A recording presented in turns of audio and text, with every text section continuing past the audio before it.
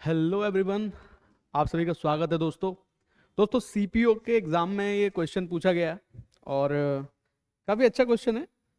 Language काफ़ी लिखी हुई है। मैं एक बार पढ़ के पूरी लैंग्वेज आप लोगों को समझा देता हूँ कहना क्या चाह रहा है ये question. Ramanna purchase raw material for a certain price to manufacture a product, however owing to shortage of labour 22.5% of raw materials could not be utilized and got wasted. 80% of the cost of raw materials used was added as the cost of manufacturing. If Ramanna could sell his product at a price to earn an overall profit of 20% after offering a discount of 20%, so how many times of total cost of the raw materials purchased was the marked price of this product? बहुत अच्छा question है, ध्यान से समझना बात को। रमन्ना ने कोई चीज खरीदी 22.5%, उसका खराब हो गया।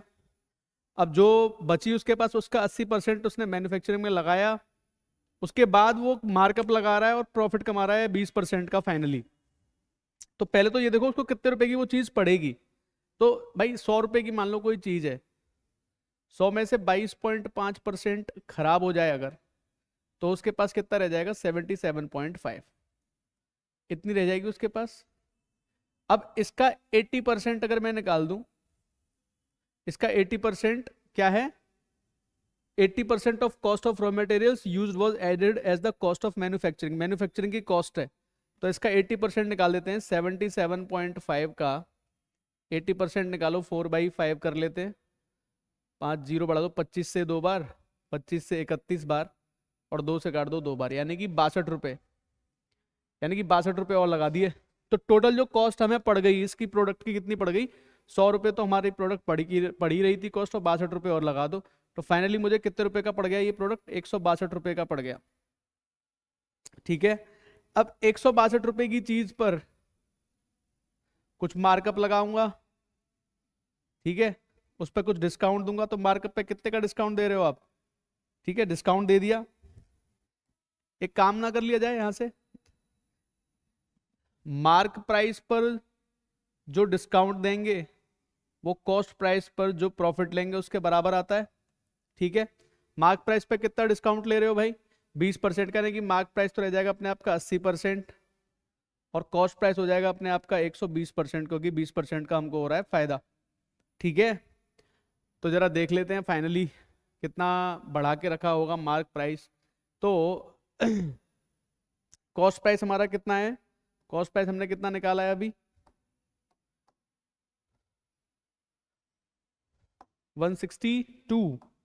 तो यहां से मार्क प्राइस निकल के आ जाएगा आपका, 100 से 100 चला जाएगा, 4 से 2 बार, 4 से 3 बार, और 2 से इसको काट दो, 2 अट्ठे 16, 2 एकम 2, यानी कि मार्क प्राइस हमारा पड़ रहा है 243 रुपीज।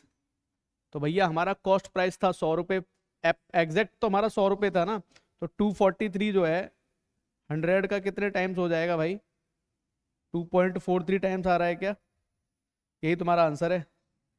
उम्मीद है बात कुछ कुछ समझ में आई होगी तुम लोगों के। ठीक है, 2.4 टाइम हमारा आंसर आ जाएगा।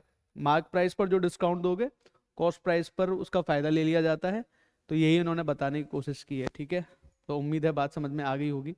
तो 2.43 टाइम्स हमारा आंसर आ जाएगा, 2.43 टाइम्स। ठीक है, एक क्वेश्चन और देख लेते हैं, ये भी परसेंटेज का क्वेश्चन है, बहुत आसान सा क्वेश्चन है।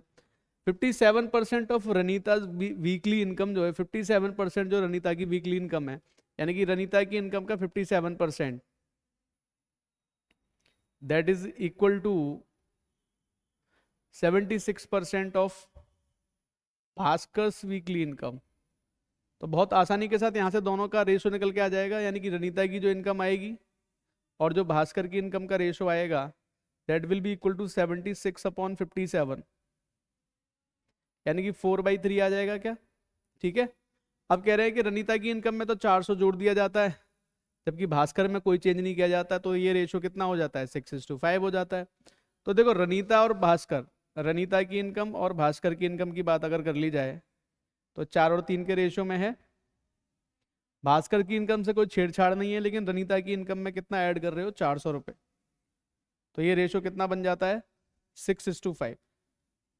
तो क्रॉस प्रोडक्ट लगा सकते हो, आसानी के साथ आंसर आ जाएगा। भास्कर की वीकली इनकम पूछी है, यानी कि 3 का मल्टीपल पूछा है, वैसे तो देखो इनमें से 3 का मल्टीपल ये दिख रहा है, फिर भी देख लेते हैं, क्रॉस मल्टीप्लाई कर लेते हैं एक बार।